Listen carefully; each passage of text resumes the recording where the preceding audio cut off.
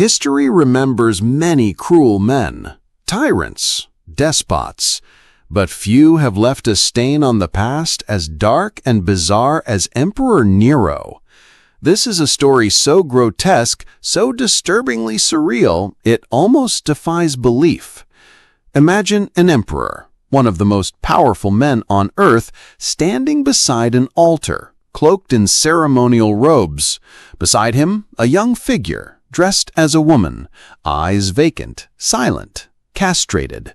The emperor places a ring on the boy's finger, kisses him, and calls him Poppaea, the name of his dead wife. This isn't fiction. This actually happened. But to understand how the Roman Empire could allow such madness, how a child could be mutilated and married in the name of lost love, we must first understand who Nero truly was and the world he ruled. Nero Claudius Caesar Augustus Germanicus, Emperor of Rome, from the year 54 to 68 AD. He wasn't born a monster. In fact, when he first ascended to the throne at just 16 years old, many believed he could become a wise and enlightened ruler. His early reign brought hope. He reduced taxes, banned secret trials, encouraged the arts. For a brief moment, it seemed the empire had found a philosopher king. But the mask of virtue didn't last long. Beneath the golden crown was a storm of vanity, cruelty, and insecurity waiting to explode. Nero wasn't interested in ruling, not really. He was obsessed with being adored, not as a leader, but as a performer. He fancied himself a poet, a charioteer, a musician, and most shockingly, an actor. In Rome, acting was considered a profession for slaves and the lowborn. But Nero not only performed on stage, he forced senators and nobles to watch for hours, sometimes days, threatening death for anyone who showed boredom. Applause was not optional, and silence could be fatal. This was the world Nero built, a gilded theater of fear. Rome itself became a mirror of its emperor, beautiful on the surface, rotten beneath. Lavish banquets lasted for days. Rivers of wine flowed through imperial gardens. Gold shimmered on every surface. But behind the luxury, there were whispers of poisonings, plots, and purges. The empire's moral fabric was unraveling. And then, the fire. In 64 AD, a catastrophic blaze consumed the heart of Rome. Neighborhoods turned to ash. Temples crumbled. The sky was choked with smoke for over a week. Nero, it was said, watched the inferno from his palace, playing his lyre as flames devoured his city. Whether that's true or not, we may never know. What we do know is that Nero blamed the fire on a small, strange religious sect, the Christians, and unleashed a wave of brutal persecution, torture, crucifixion, executions by wild beasts. He lit his gardens with burning bodies. The people began to murmur. Their emperor was not a man, but a monster. And yet for all his violence, there was one person Nero seemed to love more than anything else. Her name was Poppaea Sabina. Poppaea was stunning, ambitious, and calculating. She had worked her way to the top of Roman society with charm and cunning. Nero adored her. He made her empress, showered her with gifts. But his love was a possessive love, intense, volatile, and dangerous.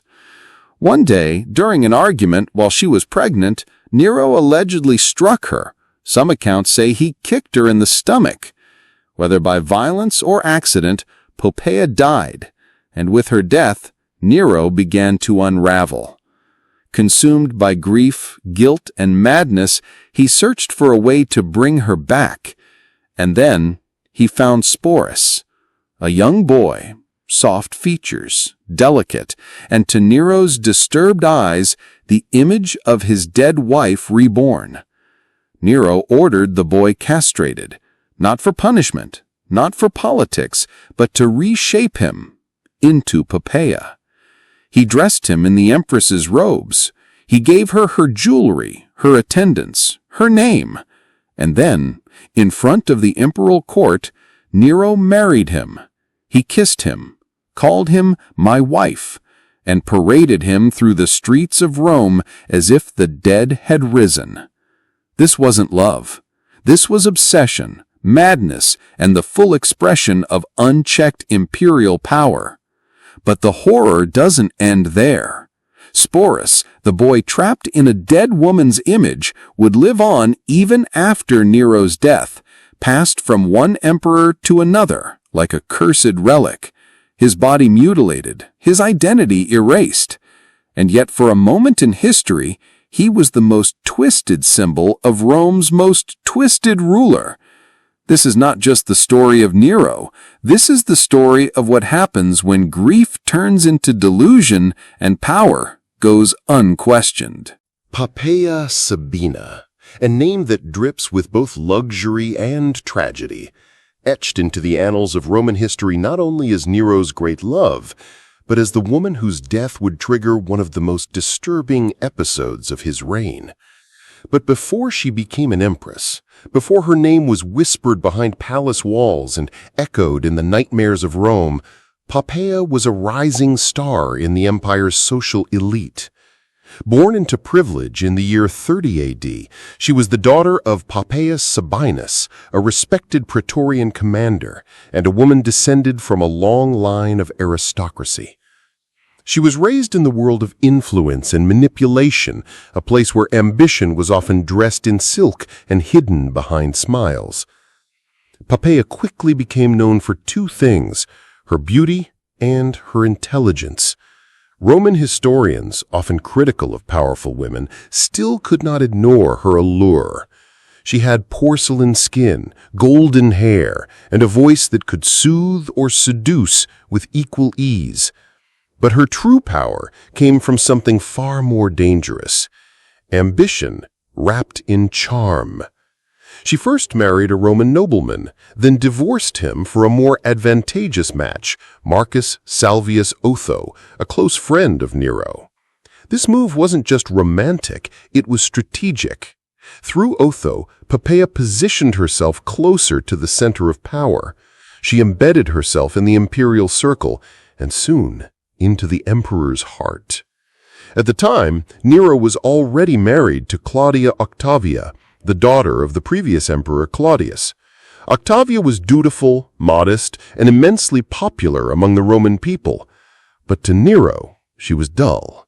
She was a political match, not a passion. Then came Poppaea, vivacious, flattering, and intoxicating. Nero fell for her like dry grass to a flame. Poppaea understood Nero in a way few others dared. She didn't lecture him on duty or statecraft.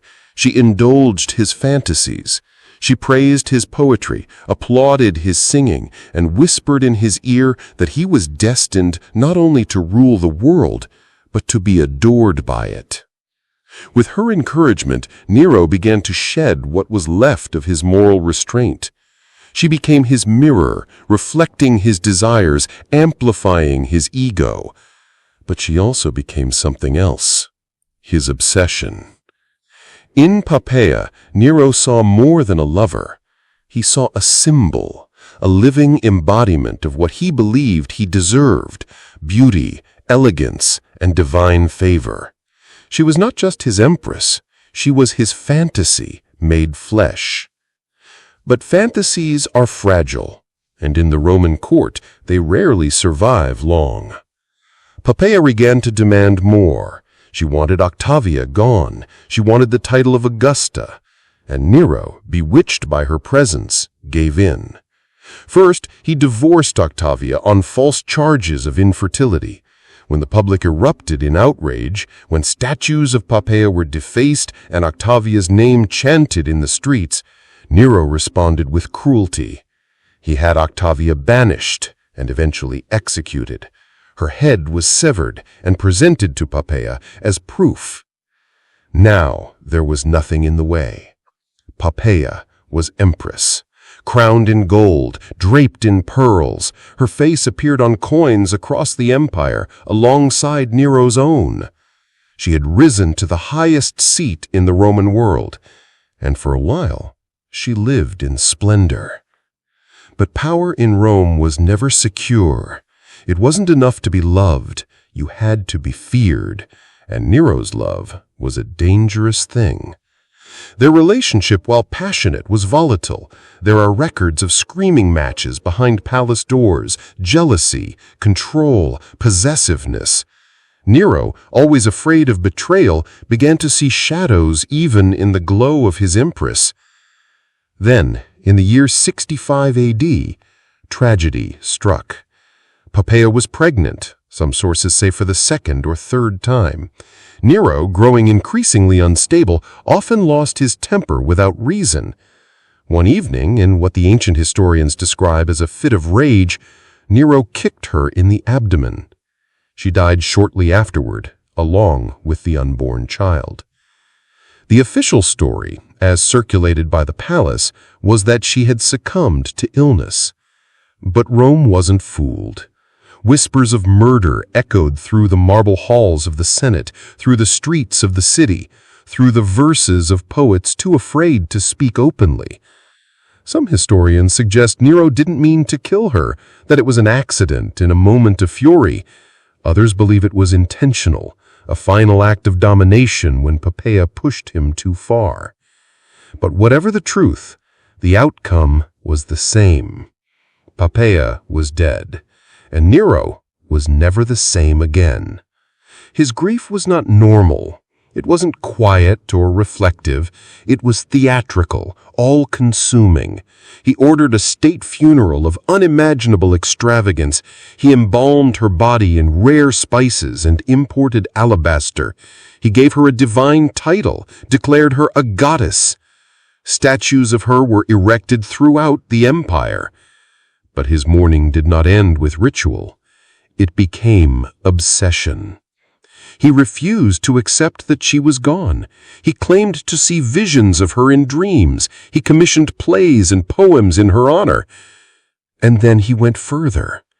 He began looking for someone who resembled her. This wasn't about companionship. This wasn't about moving on. This was about replacing her. And that's when he saw Sporus, a young boy, no older than 14, who bore a striking resemblance to Poppaea in her youth. Delicate features, soft eyes, pale skin. To Nero, it was like fate had given him another chance, a blank canvas on which to paint his fantasy once more. What happened next is almost too grotesque to believe. Nero had the boy castrated, not as punishment, not as cruelty in the usual Roman sense, but to preserve his appearance, to make him into something no longer male, but not truly female either, something that belonged entirely to Nero. He dressed Sporus in Poppaea's gowns, gave her her jewelry, taught him to move as she did, to speak as she did, and then, in a public ceremony, he married him. Yes, married him. He called him my wife. He took him on imperial tours across the empire. Sporus sat beside him in the royal box at the theater, appeared at state functions in the role of empress. The people of Rome looked on in shock. The Senate remained silent. Who would dare speak against the emperor's madness when he had already murdered a wife, a mother, even his own advisors? Nero didn't care about the whispers. In Sporus, he had resurrected Poppaea, at least in his mind. But it wasn't love. It was delusion, and it was a sign of just how far Nero had drifted from reality. From the bright promise of his youth to the dark, unhinged spectacle of his later reign, Nero's descent was complete. His obsession with Poppaea didn't end with her death. It consumed him, transformed him, and ultimately it became a grotesque reflection of everything the Roman Empire had become under his rule. Brilliant, broken and bleeding beneath a golden mask. Sporus would live on as the living ghost of Poppaea, a symbol of love twisted into control, of grief transformed into madness. And the most haunting thing of all? This wasn't the end of his story. Not even close. Nero had always been ruled by emotion, passion, grief, fury, desire. He was not a man of restraint, nor was he a ruler guided by reason.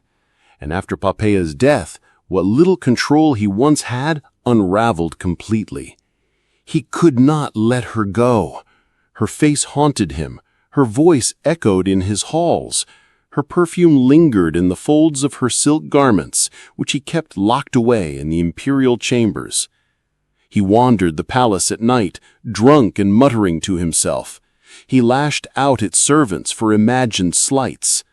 The woman he had adored, idolized even, was gone, and the empire began to see the cracks widening in its emperor's mind. But in Nero's world, no loss was permanent, not if you had power, and Nero had all of it. So he made a decision. If Poppaea was dead, he would bring her back. Not metaphorically, not in poetry or prayer, but literally, through flesh and illusion. He began to order his slaves and attendants to search the court, the theaters, even the streets for someone who resembled her. A girl with the same delicate features, the same skin, the same golden glow.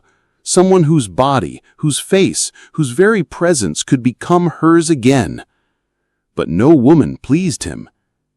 And then, someone told him about a boy. A boy who worked quietly among the slaves of the imperial household. Young, beautiful, barely a teenager. A boy who, some whispered, bore a haunting resemblance to Poppaea Sabina. His name was Sporus. He was not a noble, not a courtier, not an actor or singer seeking attention. He was, by all accounts, a quiet and obedient child, likely the son of a slave or a freedman, perhaps born into servitude. In a different life, his name would have been forgotten entirely. Another shadow in the background of Roman luxury. But fate, cruel, unpredictable fate, put him in Nero's path. When Nero first laid eyes on him, he froze. The resemblance was uncanny. The same gentle nose, the same wide, expressive eyes, the same soft mouth tilted slightly downward in a kind of permanent melancholy.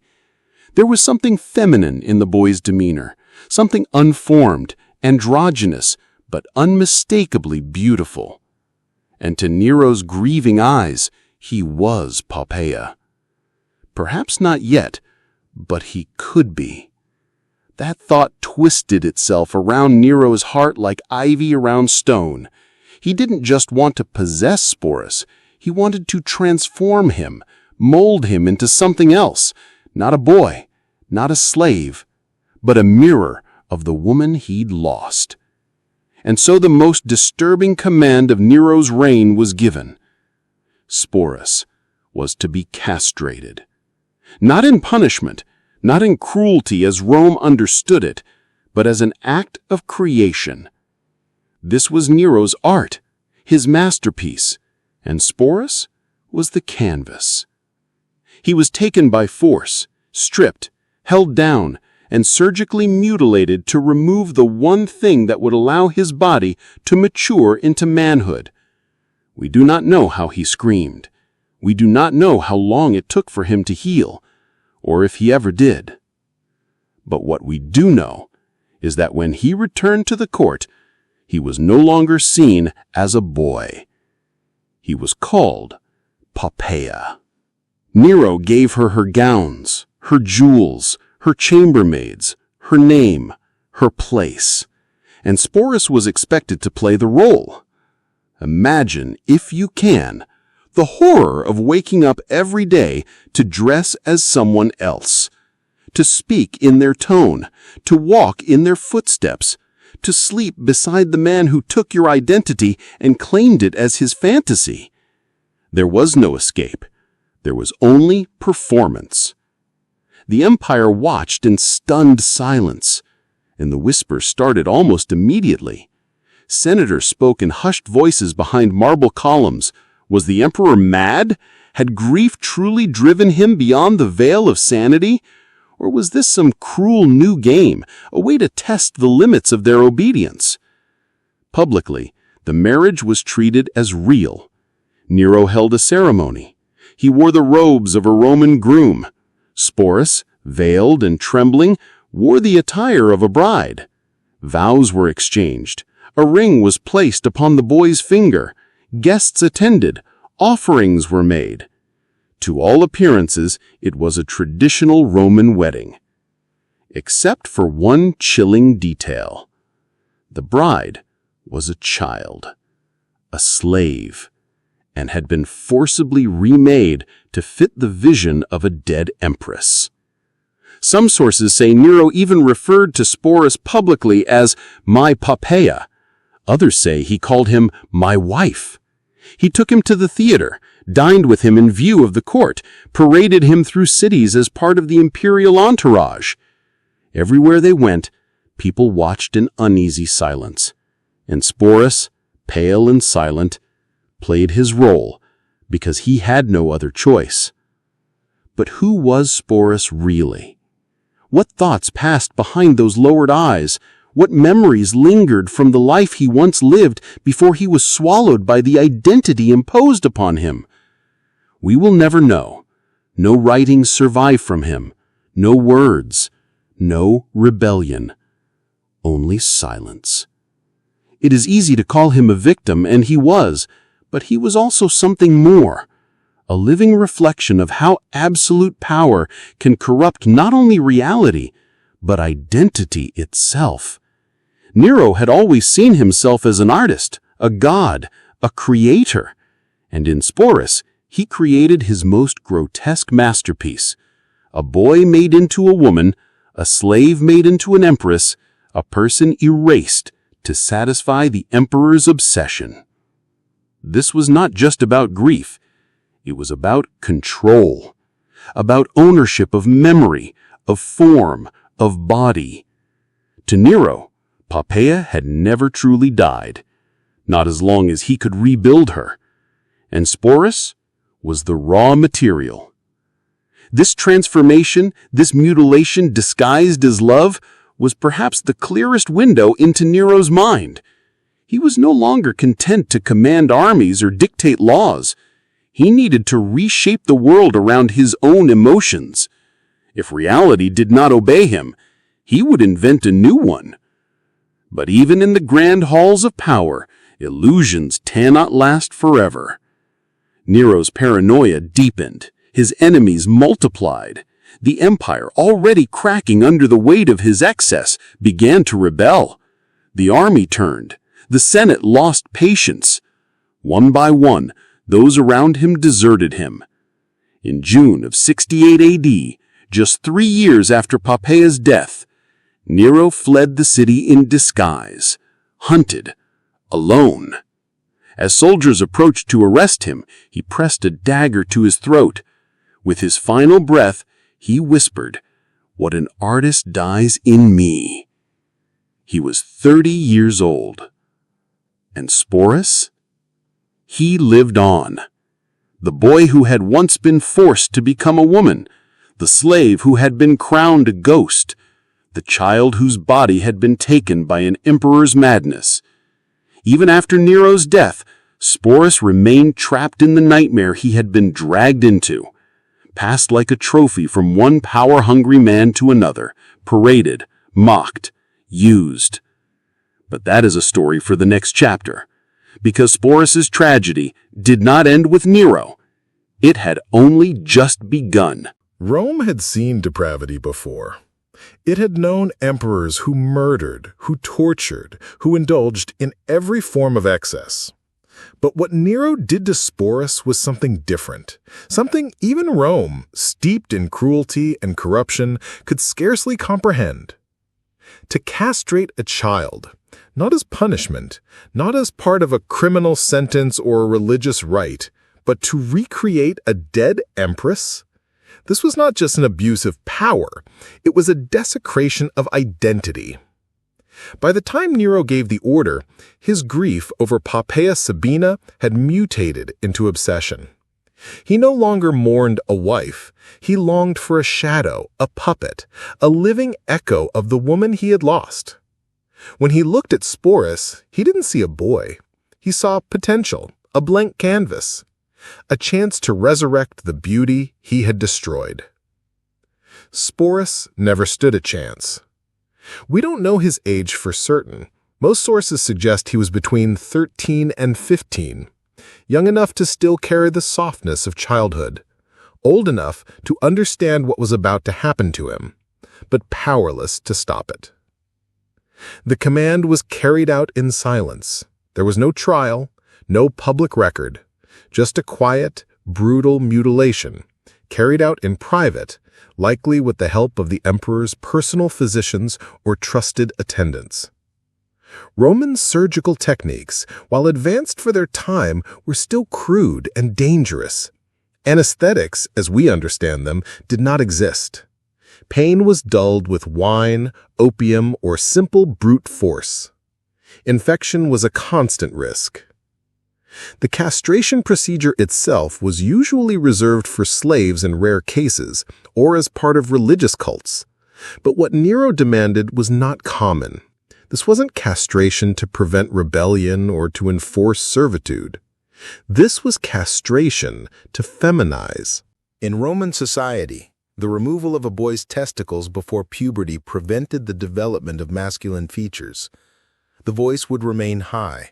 The body would stay soft. The lack of testosterone ensured a kind of eternal androgyny, neither fully male nor truly female. To Nero, this was the point. He didn't want a man. He didn't want a child. He wanted a vessel, someone who could be sculpted, dressed, and paraded as Poppaea reborn. And so the deed was done. Sporus emerged from the procedure a changed creature, not simply physically, but socially, legally, and spiritually. He could no longer be considered a Roman man. He could not marry, vote, or serve in any official capacity. His name, his status, his future, all erased with a knife. But Nero didn't just stop at mutilation. He dressed Sporus in the garments of an empress, silk stolas, gem-encrusted veils, golden sandals. He was assigned female attendants, taught how to walk with grace, how to speak in a higher register, how to mimic the gestures, the posture, the presence of a Roman noblewoman. And all the while, Nero watched, directed, corrected. He wasn't merely grooming a companion. He was reconstructing Poppaea from memory, piece by piece, gesture by gesture. Sporus, caught in the emperor's psychosis, became less a person and more a symbol. Then came the next step, the wedding.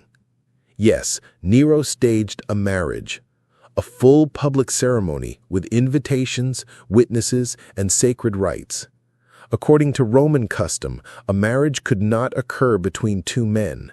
But Nero, the emperor and self-declared living god, cared little for tradition.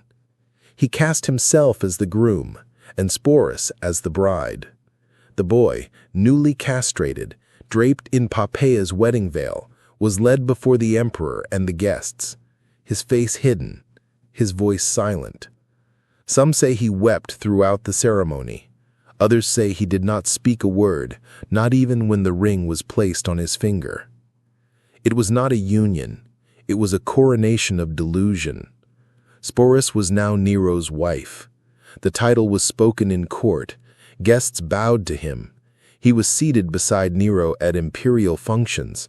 His likeness appeared in art, always in the posture and attire of an empress. And Nero treated him, publicly and privately, as if he were Poppaea. They traveled together, dined together, slept together. To the outside world, the transformation was complete. But behind the gilded facade, the horror endured.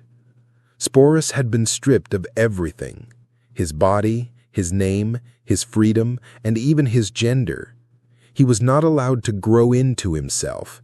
Instead, he was forced into the mold of someone else, someone who had died violently, someone whose memory lingered like a ghost in every corridor of the palace. The Roman elite, for all their decadence, struggled to process what they were seeing. Was this blasphemy? Was it madness? Was it a new kind of imperial theater designed to test the limits of what Rome would tolerate? None dared challenge him. After all, Nero had already murdered his mother, his wife, and numerous senators. What was the forced transformation of a slave boy compared to that? And so the court stayed silent, and the people watched. They watched as their emperor, dressed in purple robes and golden laurels, paraded through the streets with his wife. They watched as Sporus, silent, pale, and trembling, played the role demanded of him. A living mask, a reminder of what grief and unchecked power can do when they collapse into madness. In public, the spectacle continued. In private, the trauma deepened. There is no record of Sporus ever protesting, ever attempting to escape. He may have been too afraid, or too broken, or simply resigned.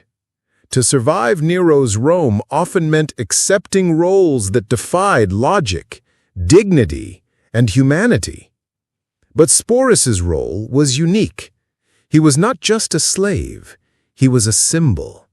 He was Nero's refusal to let go of Poppaea. He was a monument to the emperor's guilt, a physical embodiment of the love Nero destroyed and the delusion he tried to rebuild from its ashes. And as the empire trembled under the weight of Nero's madness, Sporus stood at the center of it all, silently enduring. A boy turned bride. A life rewritten by one man's grief. But the story of Sporus did not end with that wedding veil. In the years to come, his nightmare would take new forms, new masters, new humiliations. And through it all, he remained what Nero had made him, a living relic of a dead woman's shadow, a victim of love wielded like a weapon, and of empire dressed as tragedy. In the great halls of the imperial palace, where marble floors echoed with the footsteps of senators and slaves alike, Sporus walked not as a boy, but as a ghost. Not the ghost of himself, but the ghost of her. Poppaea Sabina, beloved of the emperor, lost to his fury, mourned through madness, had returned, not through divine resurrection, but through force, through surgery, through silk and fear and imperial decree. And every day, Sporus was made to live it. His life within the palace was choreographed with eerie precision. He woke in the same chambers where Poppaea had once slept. He wore her rings, her robes, her perfumes. He sat beside Nero at banquets, draped in purple, adorned in jewels, the delicate veil of a Roman bride resting over his pale features. He was referred to by servants and guards alike as Augusta, a title reserved for the wives of emperors. He was called Empress, and the lie became a performance, a ritual, a grotesque theater where Nero was the playwright, the actor, and the audience. For the Roman elite, it was a scandal whispered behind closed doors. They bowed when Sporus entered the room. They poured his wine. They addressed him in the feminine. But behind every shallow smile was disbelief, disgust. Even in a society infamous for its cruelty, for its appetite for spectacle, this was unprecedented. This was not decadence. It was desecration. Senators exchanged glances across marble halls. Old generals laughed nervously behind their goblets. Slaves told stories in corners of kitchens of how Poppaea had risen again, but only in name and in sorrow. But no one dared speak out loud what everyone knew. Sporus was not Poppaea. He was a boy, a slave, a victim carved into the shape of grief. Rome was used to masks, but this one was sewn on with blood. Still, the illusion persisted because Nero demanded it. He took Sporus with him to the theater, where he often performed as a singer, a poet, even as a goddess. Nero, ever the performer, would act out tragic scenes on stage with Sporus watching from the imperial box, his face frozen beneath a veil, his body locked in silence. Sometimes Nero played the role of Orpheus, weeping for his lost Eurydice. Sometimes he recited love poetry to his Poppaea, gesturing to the trembling figure beside him. To Nero, the fiction had become truth. Was it grief? Was it guilt? Was it the mind of a man who could not accept the consequences of his own violence? Or was it pure domination? Total control over not just the body of another, but their identity. The answer, perhaps, lies in Nero's contradictions. He wept publicly for Poppaea, erecting golden statues in her honor, while privately sleeping beside the mutilated boy he had made to look like her. He composed odes to love and loss, while forcing that loss to sit beside him, dressed in someone else's skin. He called it devotion, but it was desecration. Sporus, now permanently confined to the palace's inner circles, lived in a paradox, both elevated and erased.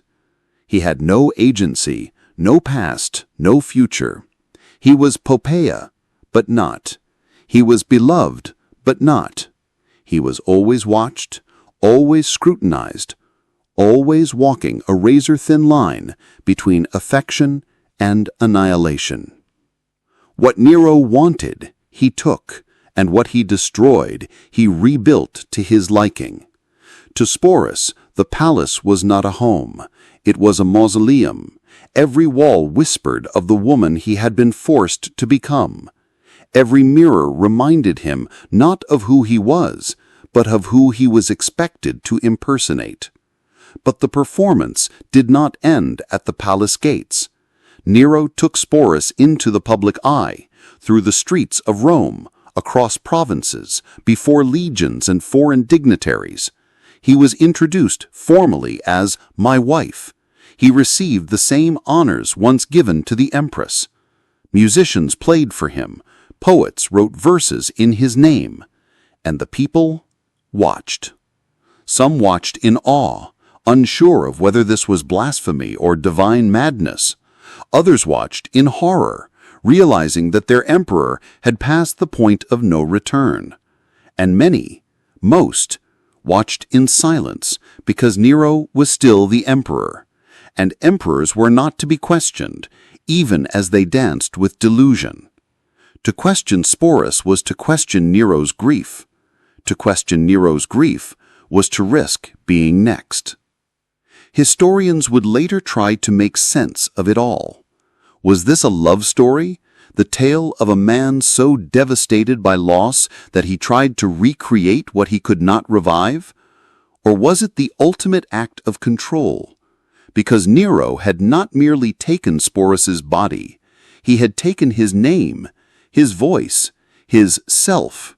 He had destroyed him in order to rebuild Poppaea, not as she truly was, but as Nero remembered her, as he wanted her to be, obedient, present, eternal.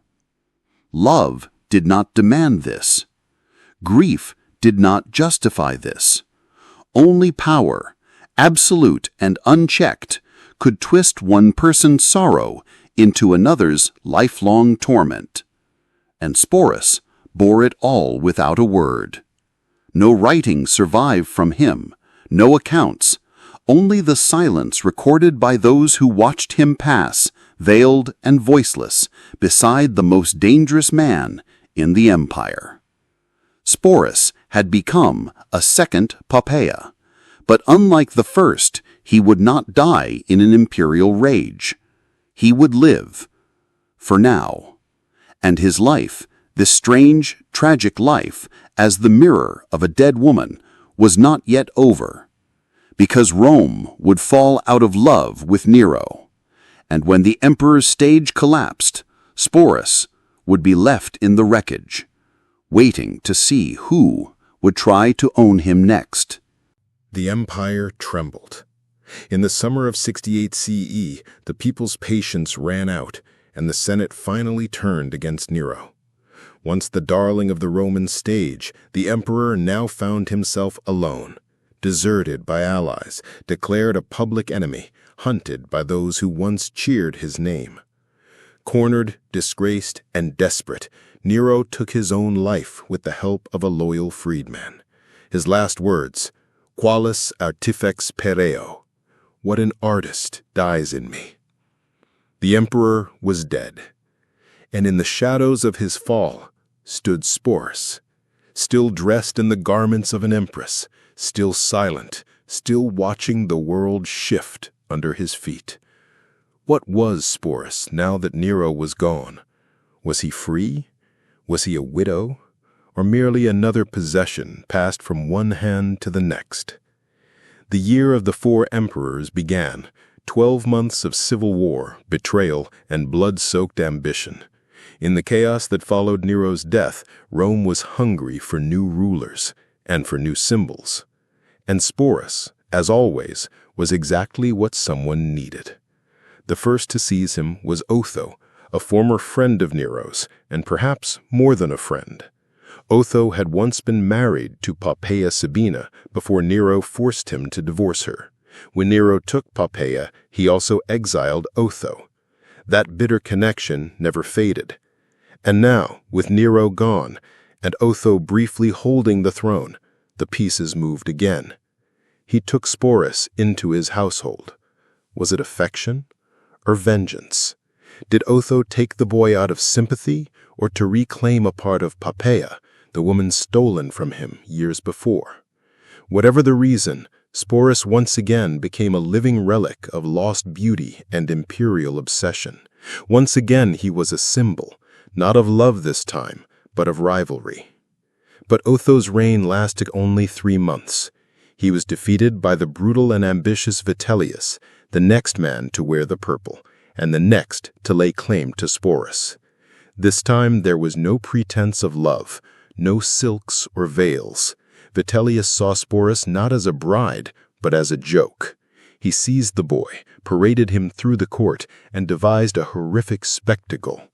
According to the historian Cassius Dio, Vitellius planned to force Sporus to appear in a public performance, a mock wedding, ending in a grotesque rape, staged for the amusement of Rome. He would be dressed once more as a bride, but this time it would be satire, a twisted reenactment of Nero's madness turned into theater with Sporus as the unwilling star. No affection, no delusion, just humiliation. It was too much. Sporus had endured mutilation, role play, false weddings, years of being seen not as a person, but as a memory, a substitute, a shadow. And now he was to be made a spectacle for the jeering crowds. And so, with no power left and no dignity to preserve, Sporus made the only choice he could. He took his own life. No records describe how. We don't know if he did it with poison, a blade, or a leap into darkness. We only know that he ended it on his own terms before the curtain could rise on his final humiliation. He was likely no older than 20, a life that never truly been his. From the moment Nero laid eyes on him, Sporus became property of the emperor's grief, of Rome's decadence, of history's cruelty. He was made into a wife, a widow, a symbol, a joke, but never a person. There are no surviving words from Sporus, no letters, no voice. Only the echoes of his suffering, passed down by Roman historians who saw his story as an anecdote, not a tragedy. And yet in those cold accounts, we glimpse something unspeakably human, a boy erased, reshaped, and finally undone by the will of those who saw in him nothing more than a vessel for their obsessions. Sporus lived and died beneath the shadow of Poppaea. But his story is not hers, it is his own. Etched in silence, marked by pain, and remembered, if only now, as a portrait of what happens when power goes unchecked and a person is reduced to a symbol for someone else's madness.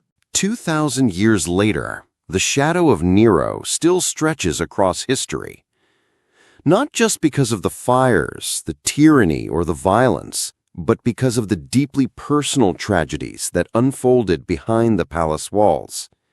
Among them, the story of Sporus endures, not merely as an oddity from a distant empire, but as a mirror reflecting the darkest corners of power, grief, and human control. What drove Nero to do what he did?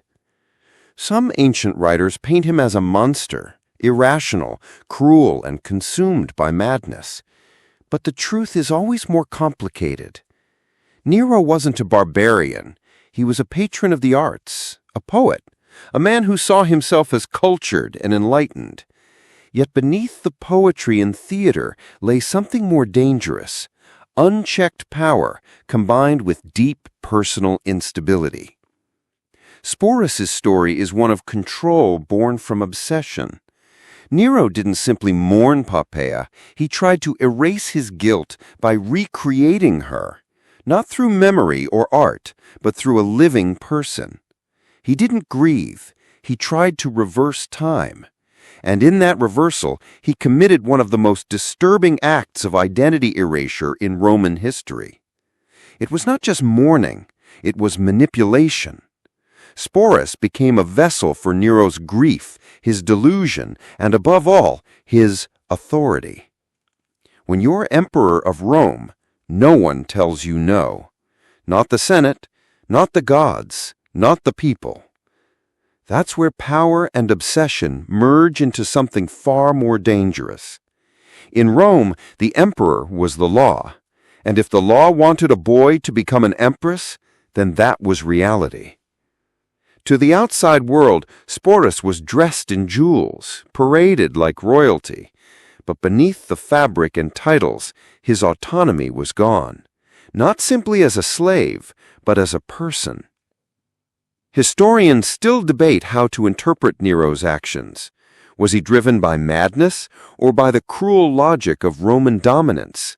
Was Sporus a tragic figure caught in unique circumstances, or a symbol of how ancient societies viewed gender and identity as something malleable, subject to the will of the powerful?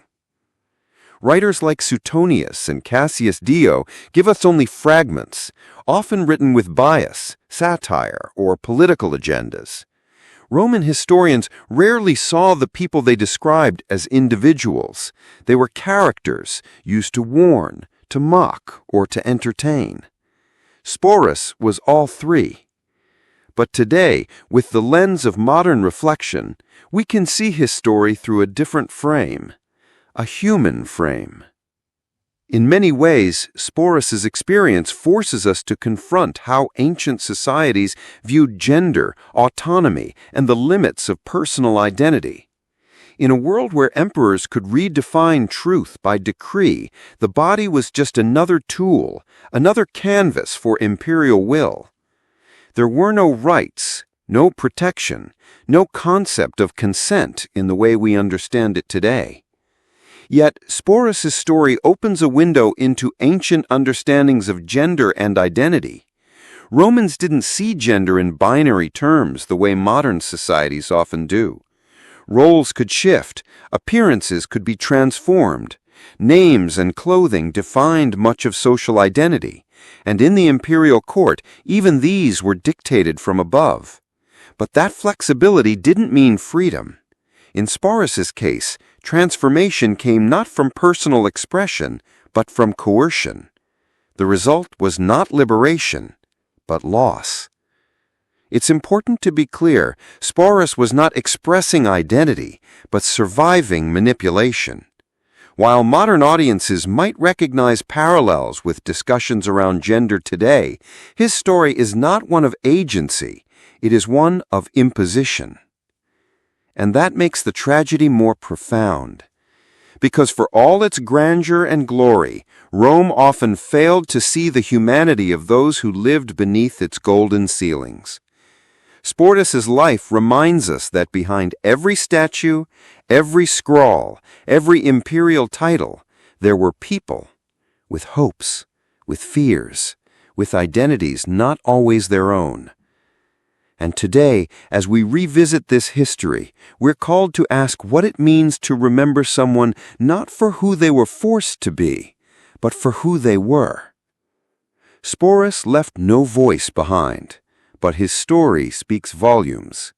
Not just about Nero, not just about Rome, but about power, and how it twists, and what it takes. In the long corridors of history, some stories echo louder than others, not because of their scale, but because of what they reveal. The tale of Nero and Sporus is not just strange, it's deeply unsettling. It reminds us of what happens when absolute power is used not just to control nations, but to rewrite the lives of individuals. At its core, this story is about grief, and what happens when grief turns into possession. Nero, shattered by the loss of Poppaea, didn't mourn like a husband. He mourned like a ruler who believed even death could be undone. And with that belief, bolstered by unchecked authority, he tried to recreate the woman he lost by reshaping someone else entirely. Not through words or memory, but through domination, through control. Sporus became the canvas upon which Nero projected his sorrow, and in doing so, he was erased. That, perhaps, is what still shocks us today. Because even in an age known for its cruelty, there's something uniquely disturbing about turning personal mourning into public manipulation. It's not only about violence or decadence, it's about the slow erasure of a human being's selfhood. Even now, the story resonates, especially in a world still grappling with the importance of consent, identity, and autonomy. Sporus was not just a tragic figure of the past. He stands as a symbol of what is lost when the powerful refuse to see others as human. When grief is fused with power, unchecked, unchallenged, the result can be devastating. And while empires rise and fall, this pattern remains. What happened to Sporus wasn't just the consequence of one emperor's madness. It was the product of a system that allowed one person to reshape reality and others to stand by and accept it. We remember Nero as a tyrant, but we must remember Sporus too, not as a symbol of Nero's eccentricity, but as someone whose life was never truly his own, someone who, in the brief flicker of historical memory, forces us to confront uncomfortable truths. The Roman Empire is gone. Its marble has cracked. Its temples have crumbled. But the echoes of its tragedies, especially the quiet ones, still reach us. And perhaps that is the greatest lesson of all. When power goes unquestioned, when grief becomes obsession, and when identity is treated as a tool, not a truth, the result is not just history. It is human cost, and sometimes all that remains is a name: Sporus.